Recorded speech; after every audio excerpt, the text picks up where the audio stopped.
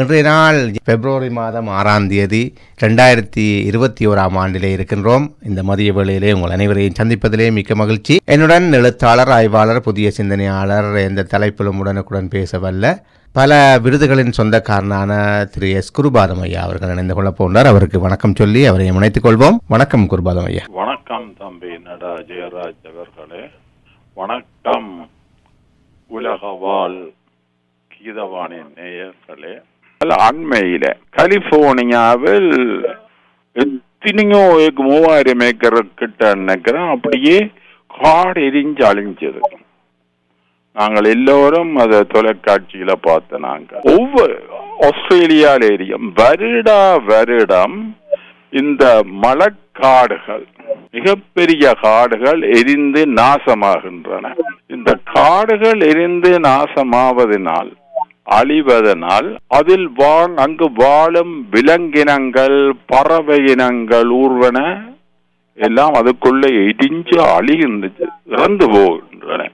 இந்த முறை கலிபோர்னியாவில் நடந்த தீயில் எத்தனையோ விலங்கினங்கள் அழிஞ்சது. ஆனா சொல்லுவார்கள் நிலத்தில இலைகள் விழுந்திருந்தது, இந்த சமருக்கு அதுகள் எரியுது என்று சொல்வார்கள். அது ஒரு காரணம் இருக்கட்டும். வருடம் எப்படி அமெரிக்காவில காடுகள் எரிகின்றன, வருடம் ஆஸ்திரேலியாவில் எப்படி காடுகள் எரிகின்றன. இதை ஏன் இன்னும் தடுக்கவில்லை? இதுங்க பின்னணி யார் என்பதை ஏன் கண்டுபிடிக்கவில்லை? இதுகளை அடைப்பதற்கு மிக ஆம வேகத்தில தான் அரசாங்கம் செயல்படுவதன் நோக்கம் என்ன? இங்கு பண்ணையார்களுடைய கைவரிசை இருக்கின்றது. ஒரு வனம் எரிந்தால் திரும்ப அந்த இடத்துல ஒரு மரம் முளைக்க மாட்டது. மழைக்காடுகள், வனங்கள், காடுகள் மிக மிக அவசியம் எங்களுக்கு. அந்த மாசு சுத்தமாக்கம், காற்றுகள் இவ்வளவோ இருக்கிறது. நாங்கள் இன்றைக்கு வாழுகிற உலகம் எங்களுடைய உலகம் அல்ல. இதுகள் விலங்கினங்கள், பறவைகளினுடைய உலகத்தை அழிச்சு நாங்கள் ஆக்கிரமிப்பாளர்கள். நாங்கள் என்றும் எங்களை பற்றி, மனித உரிமை, எங்களை பற்றி எல்லாம் நிறைய விஷயம் பேசுகின்றோம். இதுக்கென்று ஹியூமன் சொசைட்டி இருந்தாலும் கூட அவர்களுடைய சொற்கள் பெரிதளவில் ஈடுபடுறதும் இல்லை. இந்த வனங்கள் எரிவதை தடுக்க வேண்டும். காடுகள், மழைக்காடுகள் எரிவதை வருஷம் அமெரிக்காவில் எடுத்த வருஷம் எரிஞ்சு கொண்டிருக்கு. பிறகு பார்த்தா அதுல மிகப்பெரிய பண்ணை வருது. பண்ணையை தொடர்ந்து குடியிருப்புகள் வருகிறது. அப்ப அங்கே இருந்த சில பறவைகள், விலங்கினங்கள் தப்பி ஒரு பக்கத்துக்கு ஓடுகின்றன. இன்றைக்கு அவர்களின் இருப்பிடங்களை நாங்கள் அழித்துக் கொள்கிறோம். நான் இதுல உம்முடைய கருத்தையும் எதிர்பார்க்கிறேன். ஆமாம், நீங்கள் சொல்வது, நீங்கள் ஆராய்ச்சி மூலமாக இந்த தகவல்களை எடுத்து வருகின்றீர்கள். அந்த வகையிலே நீங்கள் சொல்லுவதுதான் பெரும்பாலும் சரியாக இருக்கும் என்பதுதான் என்னுடைய ஊகமாக இருக்கின்றது. அது ஒரு உண்மை. இந்த கூற்றுக்கு நான் தான் பொறுப்பு. மற்றது இவர்கள் இந்த இதுகளை எல்லாம் பண்ண முதலாளி மேல் தான் இருக்கிறார்கள். மிகப்பெரிய பண்ணையாக்கள் அரசாங்கத்துக்கு இவ்வளவோ டேக்ஸ் கட்டுகிறேன், எத்தனையோ ப்ரொஜெக்டுகளுக்கெல்லாம் காசு கொடுக்கறாங்க, அவங்க இருக்கிறாங்க. ஆனா காடுகள், மழைக்காடுகள், வனங்கள் பாதுகாக்கப்பட வேண்டும். இந்த மழைக்காடுகள் பற்றி வாசித்து கொண்டு வரும் பொழுது அடுத்தது உஷ்ண பிரதேசத்தில் உள்ள காடு, உதாரணத்துக்கு ஆப்பிரிக்காவா இருக்கலாம், இலங்கையா இருக்கலாம், மலேசியாவா இருக்கலாம், அங்கேயும் வாசித்து கொண்டு வரும் பொழுதும் ஒவ்வொரு நாட்டில் இருக்கிற இந்த விலங்கினங்கள்ல கூட இந்த வாழ்வு முறைகளிலும் சிந்திக்கிற முறைகளிலும் கூட சின்ன மாற்றம் இருக்கிறது.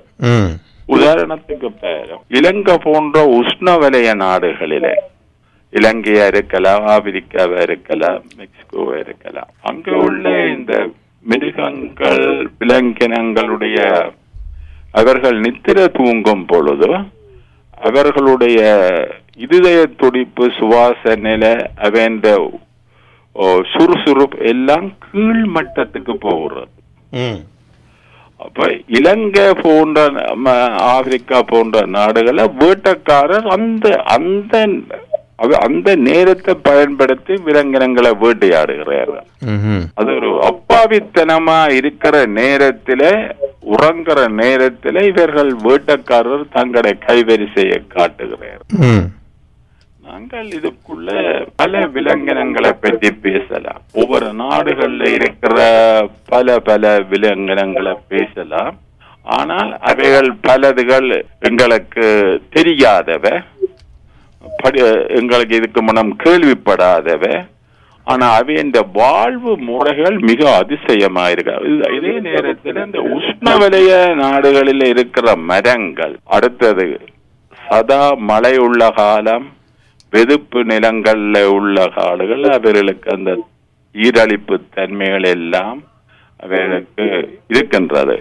இந்த உஷ்ணவலய இலங்கை போன்ற நாடுகளில் உள்ள காடுகளில், மழை உள்ள காடுகளில் அந்த மரங்கள் யார் தண்ணி வாப்பது கொடுப்பது ஒரு தெரியுமே இல்லை. அப்ப அவை என்ன செய்கின்றன, அந்த வேர்கள் மிக ஆழமாக சென்று தண்ணீரை தேடி எடுத்துக் கொள்கிறது.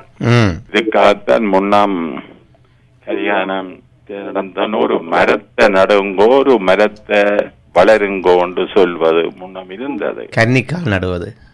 இன்றும் சொல்லுவேன், நாங்கள் ஒவ்வொரு தினங்களுக்கு மரங்களை எங்களோட பர்த்டேயோ அல்லது ஒரு அனிவர்சரியோ பிள்ளைகள் தினங்களோ இங்கேயும் ஒரு மரத்தை நட்டு இலங்கையிலும் ஒரு மரத்தை நடலாம். மரத்தை நாங்கள் வளர்க்க வேண்டும். இது இப்ப சொன்ன மாதிரி இந்த கன்னிக்கால் காலப்போக்கிலே அது முருங்காக மாறுண்டு போச்சு. அப்ப அதுக்கு பல கதைகளும் உதாரணத்துக்கு சொல்லப்பட்டு விட்டது. இது என்னத்துக்காக இதை நர்றான்னு சொல்லப்படும். ஆனால் உண்மை அதுவல்ல. இந்த மரங் அந்த முள் முருங்கை என்று சொல்றது, முள் முருக்க மரம். முள் முருக்க மரம் அதுக்கு இன்றைக்கு பல எத்தனையோ காரணம், ஒரு சாமியாச்ச கதையெல்லாம் சொல்லப்படுது. ஆனா முதல் அதுக்கு மரத்தை நட்டு தண்ணி வாத்து வளர்க்கத்தான் சிலவர்கள். அப்பொழுது ஒரு மரம் நடலம் உலகத்தில உருவாகிறது. ஆனா இந்த மரத்தை நட்டதுக்கு காரணம், இதுக்கு நாங்கள் தண்ணி வாக்கத்துக்கு அது தானே தேடி போய் தண்ணிய கண்டுபிடிச்சு அந்த அதனுடைய அந்த தோல் பட்டை, அந்த பட்டைக்குள்ளாலே அதெல்லாம் சேர்த்து வைத்து அந்த தனக்குரிய நீரை. அப்ப நாங்கள் அப்படி கண்டுபிடிச்சிட்டு இன்றைக்கு மெத்த மாதிரி கதைகளை சொல்லுகிறோம். சரி, காடுகளை பற்றியும் நிறைய விஷயங்கள் இருக்கின்றன. ஆனால் கவனிச்சு பாரும், இந்த ஒரு நாட்டில உள்நாட்டு யுத்தம் தொடங்கின உடனே முதல் அழிவது காடுகள். நாங்கள் குழந்தைகள் அழிந்தார்கள், அப்பாவி மக்கள் அழிந்தார்கள் என்று சொல்லிக்கொள்றோம். அதுகளும் உண்மைதான். அதே நேரத்தில் இந்த பக்கத்தை நாங்கள் விட்டு விடுறோம். அப்ப அவர்கள் என்ன செய்கிறார்கள், போராளிகளா இருக்கலாம், ராணுவம், இருவரும் காட்டுக்குள்ளதான் மையம் கொள்ளுகிறார்கள். அப்ப காட்டுக்குள்ள ராணுவம் என்ன செய்கிறது, நச்சுவாயடிக்கிறது, இரசாயன குண்டுகளை வீசுது. இங்கேயும் போராளி இருந்தா இறக்கட்டும் என்று. அங்கே கூட பாதிக்கப்படுறது விலங்கினங்கள்லாம். அவர்கள் இறந்தே போகிறார்கள். அடுத்தது ஒவ்வொரு தரம் அதுக்குள்ள இராணுவமோ போராளிகளோ போயிருக்க தங்களை கண்டு அரண் அமைக்கிறார்கள், மரங்களை வெட்டி வீழ்த்துகிறார்கள். அங்கே அந்த வன அழிப்பும் மறைமுகமாக நடந்து கொண்டுதான் இருக்கிறது. 92ஆம் ஆண்டு நான் போன வாரம் சொல்லி இருந்தேன். 92ஆம் ஆண்டு ரியோவில், அதாவது பிரேசில் தலைநகரில், எந்த காரணம் கொண்டும் காடுகள் வனங்கள் அழியப்படக்கூடாது, காப்பாற்றப்பட வேணும் என்று அந்த ஒப்பந்தத்தில் கச்சாத்திட்டு அவர்களே அந்த ஒப்பந்தத்தை காற்றில் பறக்க விட்டு மீறுகிறார்கள். ஆனா ஒரு மனிதனுக்கு ஒன்று உலகத்துல பல பேர் கதைக்க பார்க்கிறார்கள். இந்த காட்டு விலங்குகள், விலங்கினங்கள் அவர்கள் அழிவதை பெரிய அளவில் எடுத்துக்கொள்வதில்லை. அது ஒரு மிக்க மன வருத்தமான சில இடங்கள்ல இருக்குது. அதை பற்றி பேசுகிறார்கள். ஆனா அவர்களால செயல்பட முடியாது. அப்படியாத்தான் அது அமைஞ்சு போகுது. கவனிச்ச பேர இந்த இந்து மத, நான் ஒரு மத கருத்து உடையவன் அல்ல, நான் ஒரு பொதுவான மனுஷன், உலக பிரஜையாகத்தான் வாழுகிறேன். என்னிடம் இங்க சகல மத நூல்களும் இருக்கின்றன, எல்லாம் வாசித்தும் பார்த்தனா. அப்ப நான் இது மத வேற்றுமை அற்றவன் என்றதை முதலில் கூறிக்கொண்டு நான் பார்த்ததைத்தான் இதுல சொல்ல விரும்புகின்றேன். இந்த இந்து கோயில்கள்ல ஒவ்வொரு சாமிக்கும் கடவுளுக்கும் ஒவ்வொரு வாகனம் வைக்கப்பட்டிருக்கு. சிலதுக்கு மயில், சிலதுக்கு எயில், சிலதுக்கு எருது, இதெல்லாம் அப்ப அங்க அந்த ஆலயங்களுக்கு செல்பவர் என்ன செய்கிறார்கள்? அந்த கடவுள் சிலையையும் வணங்கி அதே நேரத்தில இந்த வாகனங்களையும் வணங்குகிறார்கள். அப்ப இதன் மூலம் ஏன் இது அறிமுகமானது என்று யோசனை பண்ணினால், அந்த விலங்கினங்களும் காப்பாற்றப்பட வேணும் என்ற ஒரு எண்ணம் அங்க மறைமுகமாக இருக்கிறது. அது இந்த இந்து மத வழிபாட்டுக்குள்ளே அது அப்படியே காலங்காலமாக வந்து கொண்டிருக்கிறது. அதுக்குள்ள அங்க மரங்களை பாதுகாக்கிறது, விலங்கினங்க, பறவைகளை கூட கடவுளுக்கு வைத்திருக்கிறார்கள். ஏனென்றால் அந்த உயிரினங்கள் முக்கியமானவை என்பதற்கு அவைகள் அழியாது பாதுகாப்பதற்கு ஒரு வழிபாட்டு முறையையும் அறிமுகப்படுத்தி உள்ளார்கள் என்பது என்னுடைய கருத்து. உலகம் பூராவும் ஹியூமன் சொசைட்டி என்று ஒன்று, இந்த மிருக வதைகளை தடுப்பதற்கும் அதை பற்றி ஒரு விழிப்புணர்வை கொண்டு வருவதற்கும். ஆனா ஹியூமன் சொசைட்டி என்றது ஒரு அமைப்பை உருவாக்கி வைத்திருக்கிறார்கள். இங்க இந்து மத வழிபாட்டிலேயே ஹியூமன் சொசைட்டி உள்ளுக்கு மறைஞ்சிருக்கிறது. நீர் அவதானிச்சிருக்கீங்க. ஆமாம், நீங்கள் சொல்வது மிக சரியாக இருக்கின்றது. நான் கூட இப்போதுதான் அதை பற்றி சிந்தித்து பார்க்கின்றேன், இந்த அளவுக்கு அது பொருத்தமாக இருக்கின்றது என்பதை பற்றி. நல்லது. நான் இந்த கேள்வியை உம்முடைய விட்டதுக்கு ஒரு காரணம் உண்டு. நீர் கொஞ்சம் ஒரு இறை வழிபாடு உள்ள ஒருவர், அதனாலதான் நான் உம்முடைய அபிப்பிராயம் கட்டி சில வேளை உம்முடைய கருத்துக்களையும் எடுத்து இதுல சேர்க்கலாம். நன்றி நன்றி நன்றி. நாங்கள் இந்த வாழறது எங்கட பூமி அல்ல. நான் இதற்காகத்தான் போன வாரம் எப்படி வட பகுதியில நாச்சிமர் வழிபாடு வந்ததையும் கூறியிருந்தேன். ஆமாம் ஆமாம். ஏனென்றால் முக்கிய காரணம் உண்டு. எத்தனையோ காலங்களுக்கு முன்பே மரங்களை பாதுகாக்க வேணும் என்ற எண்ணம் மனிதனுக்கு கல்வி அறிவு இல்லாட்டுக்கும் அந்த அறிவு வந்துட்டது. அவன் அப்படியே இந்த மரங்களை வழிபட தொடங்கினான் பாதுகாப்பதற்கு. இன்றைக்கு என்ன செய்கிறார்கள்? இங்க மரங்களை வெட்டி போட்டு போருக்குரிய ஆயுதங்கள், கருவிகள் செய்கிறார். அந்த மத வழிபாட்டு பற்றி கூறியதுக்கு இன்னொரு காரணம், நான் இந்த நாச்சிமார் வழிபாடு மட்டுமல்ல, இந்தியாவிலும் பல வழிபாடுகள் அப்படி இருக்கின்றன.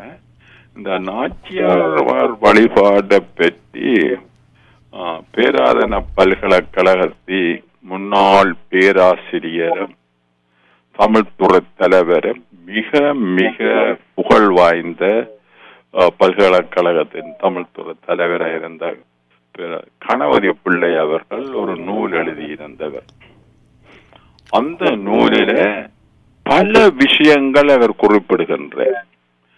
மற்றது யாழ்ப்பாணத்தில் டச்சுக்காரன் ஆண்ட பொழுது எப்படி தமிழாக்கள் அணுகி பட்டம் பதவி பெற்றார்கள், எப்படி ஆளை காட்டி கொடுத்தார்கள் என்று பல விஷயங்களை துணிஞ்செழுதி இருக்கிறேன். யாரும் இதை சொல்லாமல் தப்பி விடுவேனே. இந்த மர வழிபாடுகளை கூட மிக துணிஞ்சு, ஏன்னா மக்களுக்கு என்னன்னு தெரிய வேணும், அவை என்னவும் செய்யலாம். ஆரம்ப உண்மை தெரிய வேணும் என்பதற்காக அவர் அந்த புத்தகத்தை எழுதி இந்தியாவில் தான் கொண்டு வெளியிட்டவர். இதில் உண்மையிலேயே ஒரு உண்மை தெரிகின்றது. எப்படி என்றால், ஒரு எழுத்தாளன், ஆய்வாளர், உங்களை போன்றவர்கள் தங்களையே பெருமையாக பேசுவார்கள். அதுதான் உண்மையான யதார்த்தமாக இருக்கின்றது.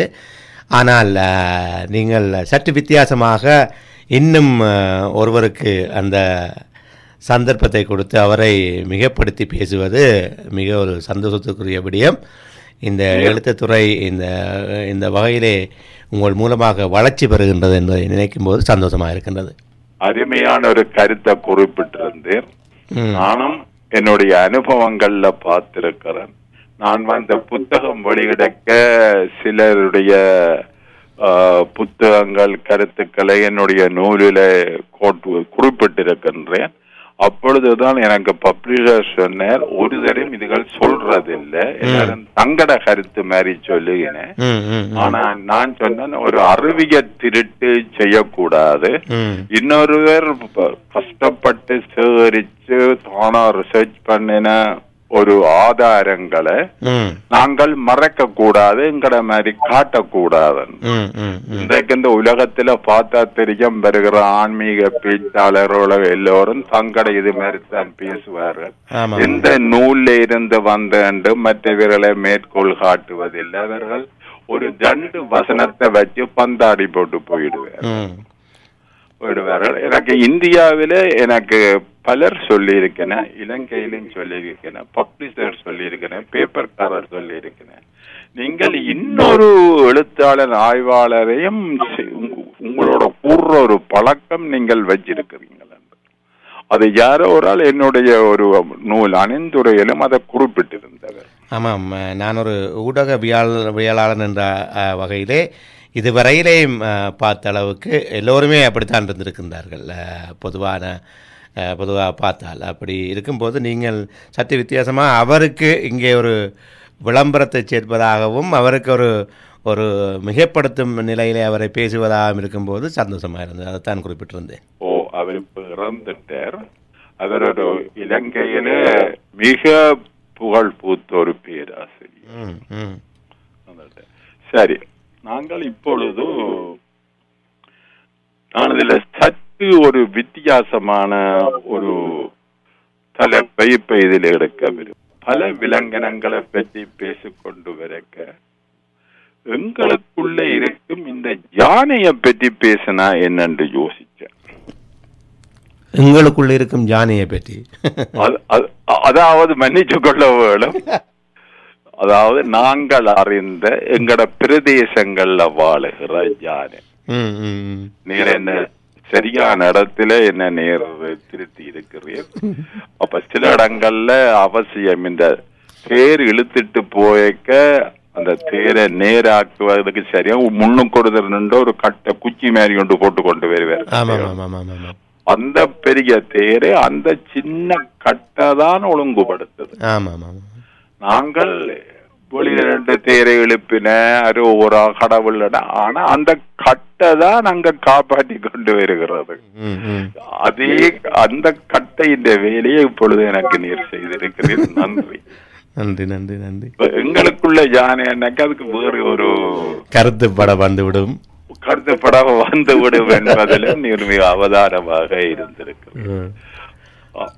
யானை மிக இந்த யானையை வளர்த்த இலங்கை இந்திய ஆக்களுடைய கருத்தை நான் அண்மையில் எடுத்திருந்தேன்.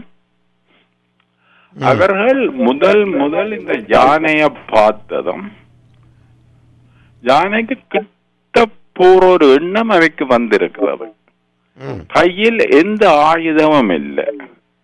அவர்கள் சொல்லுகிறார்கள் யானை குழந்தை போன்றது, அன்பானது, நல்லா அன்பு செலுத்தும். அது தங்களுக்குள்ளே ஒன்று கொண்டு உதவி செய்யும். நான் அது வளர்க்கிற இடமும் ஆக்கள் அது தாங்களா விரும்பி அதுகளுக்கு உணவு கொண்டு வந்து வச்சு பாதுகாக்கிற இடத்தையும் நான் பார்த்தேன்.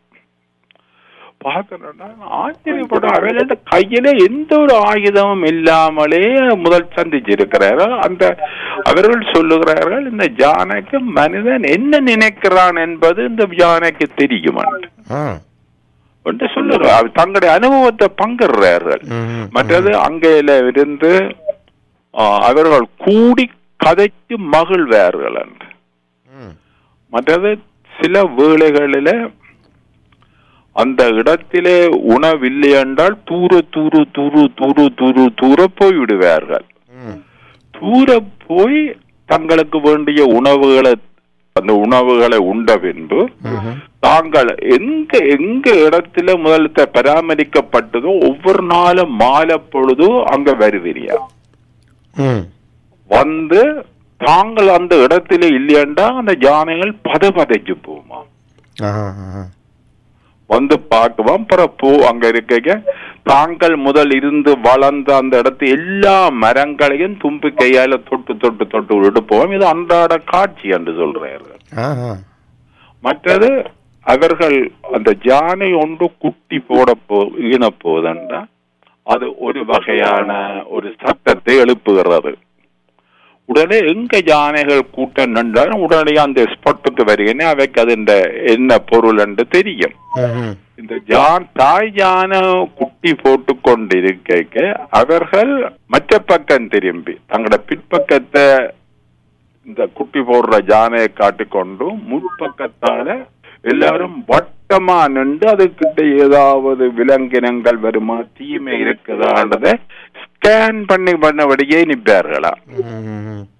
பின்பு அந்த குட்டி ஈண்டவுடனே எல்லா யானையும் போய் தும்பி கையாலே அந்த யானையை உருட்டி எடுத்து அப்படியே நடக்க பண்ணுவினியா. அன்றிலிருந்து யானை சமூகம் அந்த குழந்தைய பொறுப்பெடுக்கிறதா.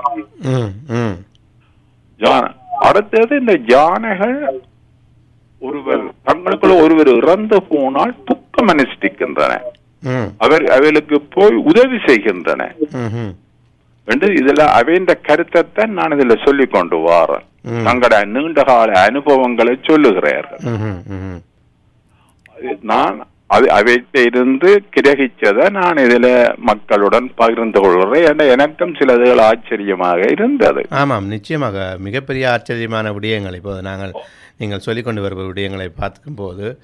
மற்றது ஒரு யானை குண்டுக்குள்ளே இந்த பொருட்குள்ள விழுந்த உடனே ஒரு சத்தம் போட்டோன்னா அதுக்கு ஆபத்து டேஞ்சர்ல இருக்குன்னு தெரிஞ்சு வந்து அதுகளை வெளியில இழுக்க பார்க்கிறார்கள். ஒன்றுக்கொண்டு உதவி புரிவதிலும் அன்பா இருப்பதிலும் அந்த எமோஷனல் சப்போர்ட் கொடுக்கறதிலும் யானைக்கு நிகர் உலகத்துல மனுஷனே இல்லை என்றார்கள். இந்த குழந்தை தாய் யானை இறந்து போச்சென்று வைத்துக் கொள்ளுங்கள். அந்த குழந்தை யானையை அந்த யானையே முழுமையாக பொறுப்பெடுக்கிறது. அடுத்தது நோய்வாய்ப்பட்ட யானை, சரியான முதுமையாக நடக்க முடியாத யானை. இதுக்கு யானைகள் எல்லாம் ஒன்றிணைந்து உணவு சேகரித்து கொண்டு வந்து அவைகளுக்கு கொடுக்கின்றன.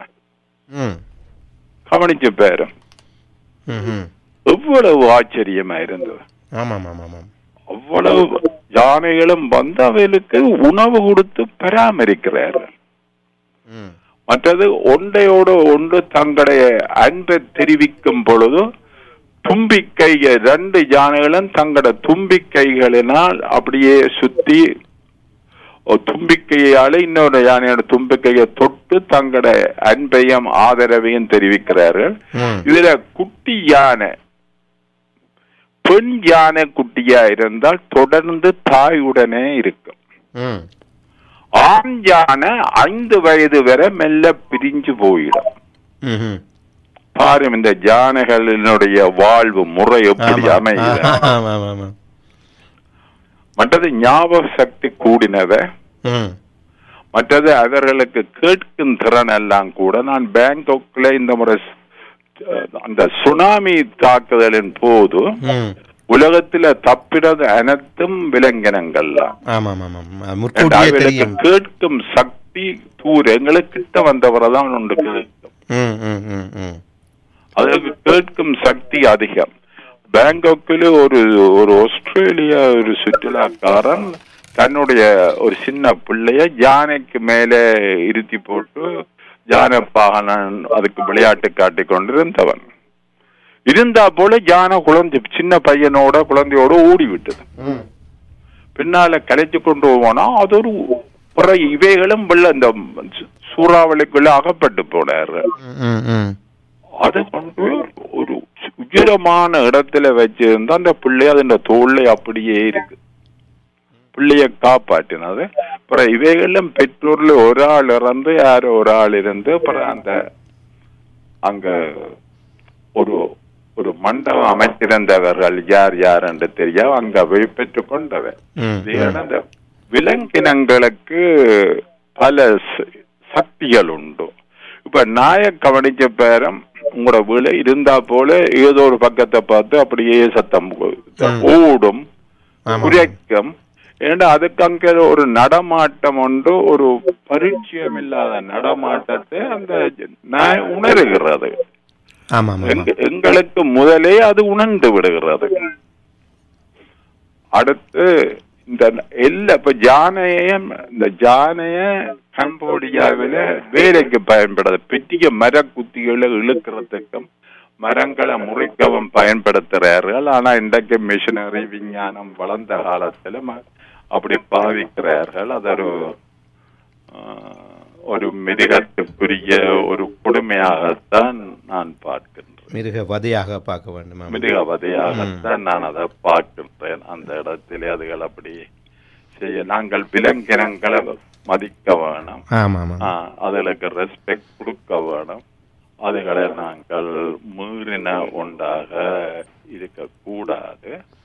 நான் அடுத்து இதுல ஒரு நேரம் இருக்குமா இருந்தால் இன்னொரு சிறு விஷயம் ஒரு தகவல் ஒன்று குறிப்பிடலாம் அல்லது அடுத்த முறைக்கு நிச்சயமாக நேரம் இருக்கின்றது, நீங்கள் குறிப்பிடலாம். நான் இது அடுத்த முறையும் இந்த இலங்கையில் உள்ள இதுல கொஞ்சம் விஷயங்கள் இதை கொஞ்சம் விஸ்தரித்து அடுத்த முறைக்கும் சொல்ல இருக்கு. இந்த இதுக்குள்ள இன்னொரு தகவல் ஒன்று, மனிதனுக்கு குயினைன் இந்த மலேரியாவுக்கு கண்டுபிடிச்ச மருந்து அது கூட ஒரு மரத்தில இருந்துதான் கண்டுபிடிக்கப்பட்டது.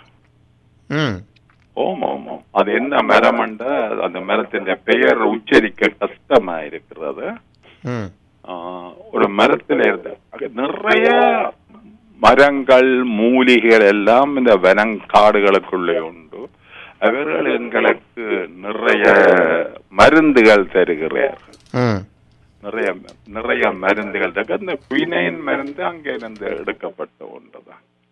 அடுத்து பேப்பர் தாள்கள், அது சரி. நாங்கள் இந்த டீட்டெயிலாக இன்னொரு நாளைக்கு போகலாம். இதுல ஒரே ஒரு எச்சரிக்கை உண்டு. இந்த உலகத்திலே இவ்வளவு பெரிய மனித இனம் இந்த உலகத்தில வாழ வேணும் என்றால் தேனீக்கள் வாழ வேண்டும். தேனீக்கள் இன்றைக்கு குறைந்து அழிந்து வருகிறது. செயற்கையாக தேனீக்களை வளர்த்து இன்றைக்கு பறக்க விடுகிறார்கள். தேனீக்கள் இல்லை என்று சொன்னால் எங்களுக்கு மரக்கறி, காய்கறி, கனி வகை பழங்கள் எதுவும் இல்லை. ஆமா, மகரந்த சேர்க்கை ஒன்று உருவாக வேண்டும். அதன் மூலமாக இந்த கனிகள் தேனீக்கள் இல்லை என்று சொன்னா இன்றைக்கு மனித இனம் இல்லை. இதே நிலையில போனால் மனித இனம் வெகு விரைவில் அழிந்துவிடும். அதுக்காக முன்னெச்சரிக்கையாக இப்பொழுது தேனீக்களை வளர்த்து பறக்க விட தொடங்கி இருக்கிறார்கள். தேனீக்கள் மிக மிக மனுஷனோட இன்று இணையாது. இது யாரும் தேனி ஒரு சின்ன விஷயம், ஒரு சின்ன பொருள். அடுத்து தேனிய ட்ரெயின் பண்ணலாம், பயிற்சி கொடுக்கலாம். இந்த மைன்ஸ் தேனீக்களை வச்சு நிறைய பயிற்சிகள் வச்சு இந்த தங்களோட அரண்மனை, வீடுகள், கோட்டைகள் கட்டும் பொழுது எல்லாம் இந்த தேனீக்களை பயன்படுத்தி இருக்கிறார்கள். அந்த தேனீக்கள் எப்படி பயன்பட்டவை, எப்படி பயிற்சி கொடுத்தவை என்றது அடுத்த முறை இன்னொரு முறைக்கு பார்க்கலாம். ஆனா ஒரு எல்லாத்துக்கும் பாம்புக்கு பயிற்சி கொடுக்கலாம், சிங்கம், புலிக்கு, யானைக்கு பயிற்சி கொடுத்து சர்க்கஸ்ல வச்சிருக்கலாம். ஆனால் எங்களுக்கு நல்லா தெரிஞ்ச ஒரு பிராணி இருக்கு, அதுக்கு பயிற்சியே கொடுக்க முடியாது. அது யார் வசமும் அது தன்னை மாத்திக்கொள்ளாது.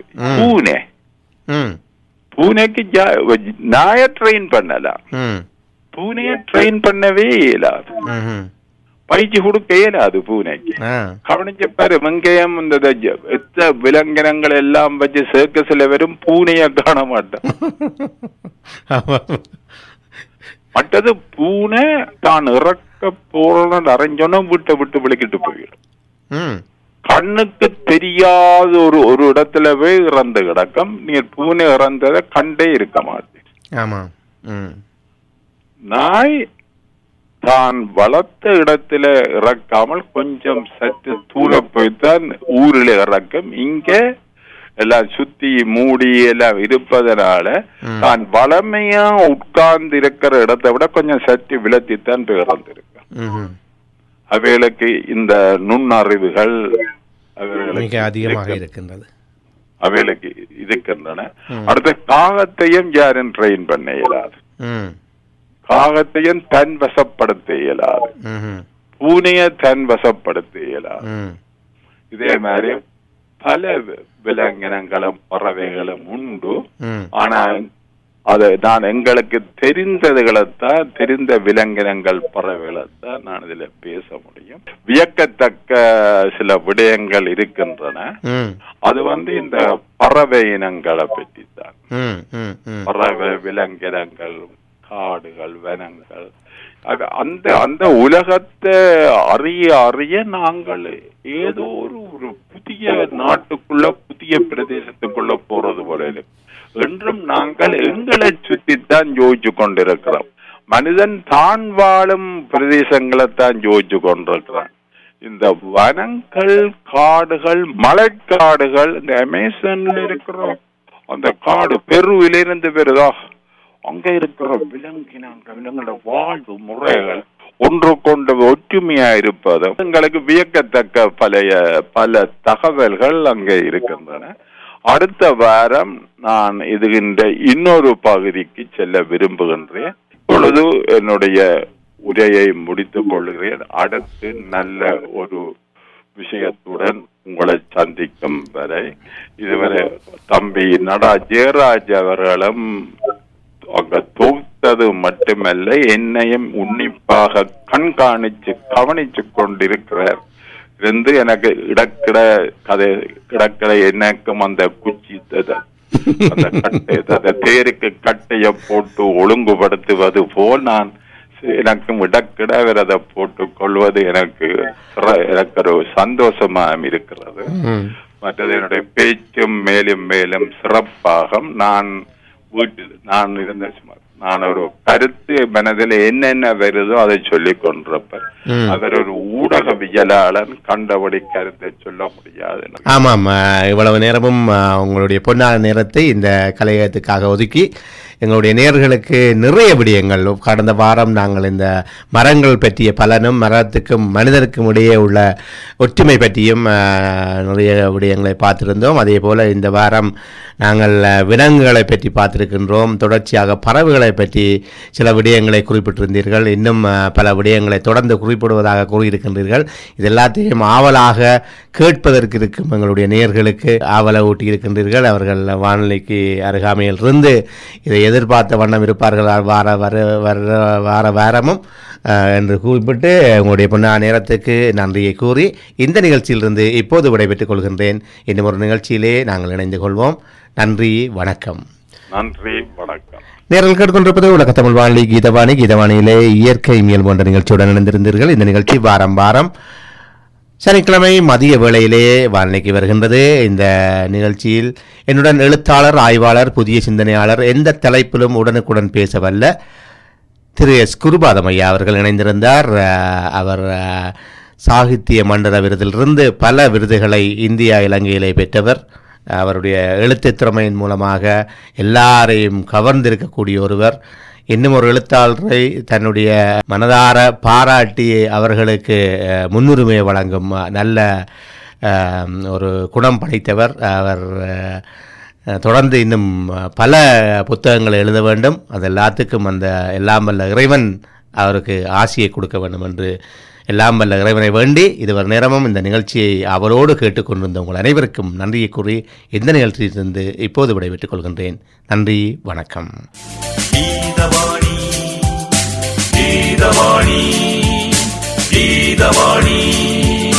உறவுக்கு கை கொடுத்து உணர்வுக்கு தளம் அமைத்து மங்கா தமிழை ஓதிடுவோம் உலகுக்கெல்லாம். சங்கே முழ முழங்கு சங்கே முழங்கு சங்கே முழங்கு தமிழ் சங்கே முழங்கு சங்கே முழங்கு சங்கே முழங்கு என்றும் உங்கள் கீதவாணி கீதவாணி சங்கே முழங்கு